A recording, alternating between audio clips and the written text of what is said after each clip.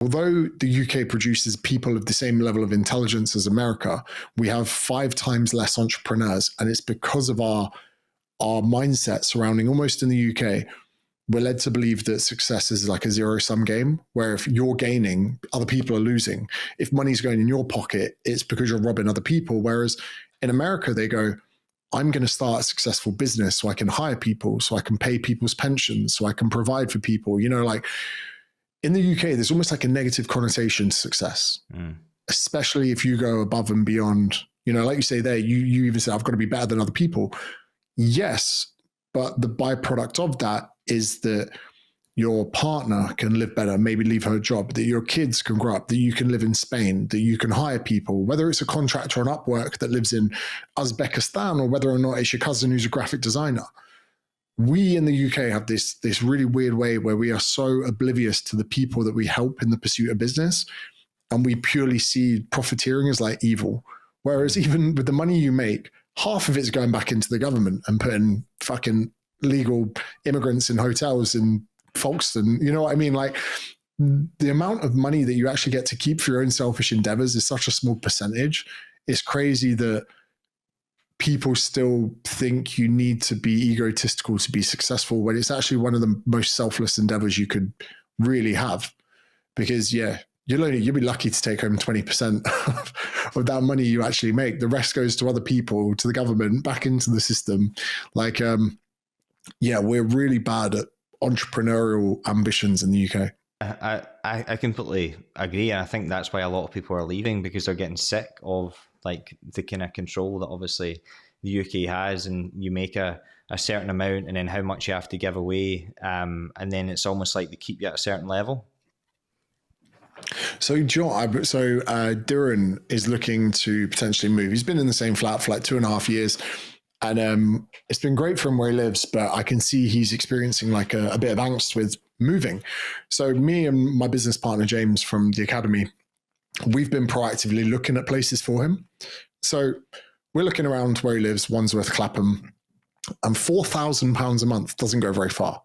And I'm like, fucking hell, mate. Like I don't know if it's just because I've been out of the game for a while, but I was even looking like £2,500 doesn't go very far in London. Like, no offense, you live in a bit of a shithole for £2,500. So I was like, I said to him, if you're going to spend £4,000 a month on your rent, you need to earn £8,000 a month to be able to afford that. I'm like, that's £80,000 a year just for where you live. Car finance, car insurance, petrol, coffee, food, all of this. So then I was trying to get in Duran's head about moving out further outside London. And so I looked at West London, Southwest London. I looked at Kent, Surrey. Then I looked at Manchester. Then I looked at the Cotswolds. Then I removed so far away. And the UK is fucking expensive. Like, and I make good money, and it was eye-watering for me. And I was like, what the fuck is going on? I don't know if it's just been a while. I don't know if it's inflation, whatever it is.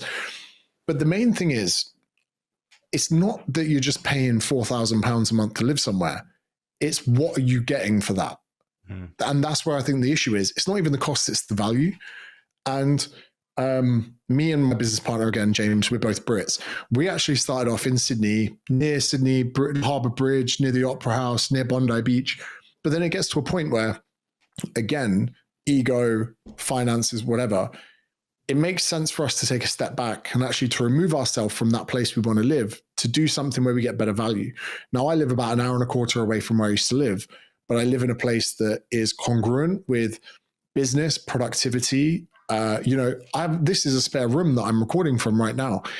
If my ego and my inability to not move from where I wanted to live, I'd probably be doing this in my bedroom, or I'd be doing it in the front room, or I'd still have a flatmate. It's very difficult for people to remove themselves from the area they're in, even if it's going to be better for them. So for me, in my mind, I said, right, I'm going to move further away. I'm going to live somewhere that's cheaper.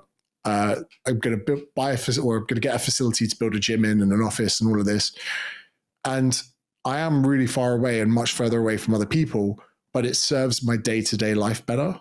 And I think that so many people find it really difficult to put their day-to-day life first in front of everything else. Proximity to family, proximity to their profession, whatever it is.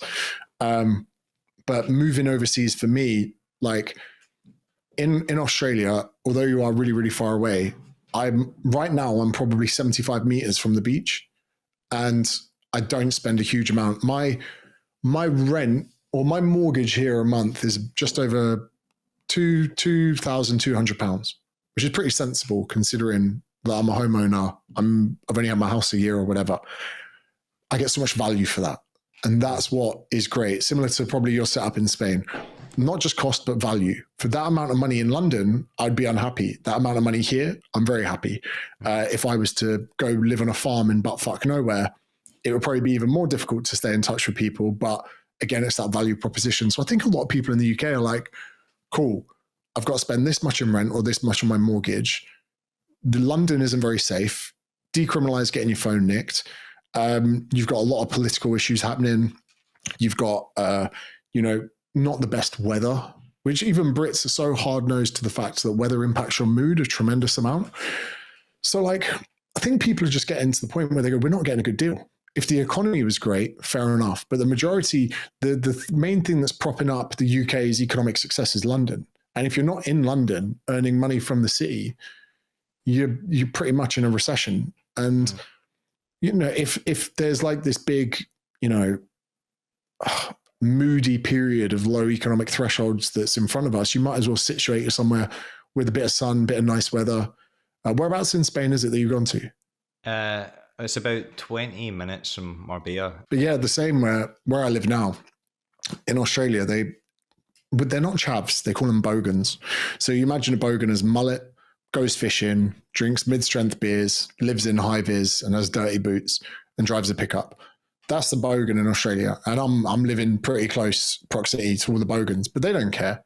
They're like, yeah, nice car, mate. But they're not bothered. They're like, they're pretty chilled. And it's the wrong word to use, but there's the culture here. It's not unambitious. It's just London in the UK is so ambitious, so hustle mentality to the point that people are actually being fake about the amount of progress they're making. They're renting cars, pretending they're bought them outright. When you get here, people are like, oh, slow down, mate. Enjoy yourself. Weather's nice. Oh, should we do this and start this project? Oh, we can have a few mid-strength beers and go sit by the beach, go fishing. I like that. And when I got here, that slower pace of life, I was like, oh, this is better. I'd rather work really hard for 4 hours a day every day than burn out, fly to Europe, spend loads of money in Mykonos, come back to the grind. Not to mention the drug culture in the UK as well. A lot of beer, cocaine, go out, drug. Mate, Australia, there's no good drugs. When I got here, it's $300 a gram, so £150 for a gram, and it's terrible. So you go out on a night out, you make one bad decision and call the dealer.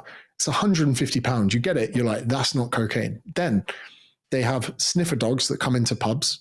So you're sat in a pub, sniffer dogs straight in, police, sniffing around all the tables. If you've got it on you, if you haven't got a permanent visa, boom, that's you, court date, deportation.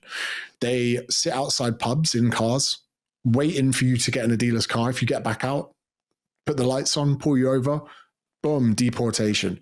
So when I got here, even if I wanted to be a party boy, you can't party here. The nearest place to travel to is 6 hours away on a plane. Bali's 6 hours from here, right?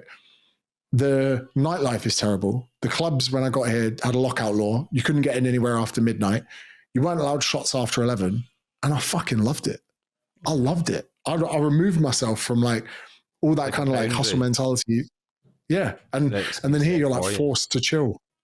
And Joe, I did a video the other day where I was like, the taxes here are fucked. The people aren't that ambitious. There's no connections. People never come via here. You're so far away from everything. The nightlife is terrible. You can't get any good drugs, all of this. And then I'm like, and I fucking love it.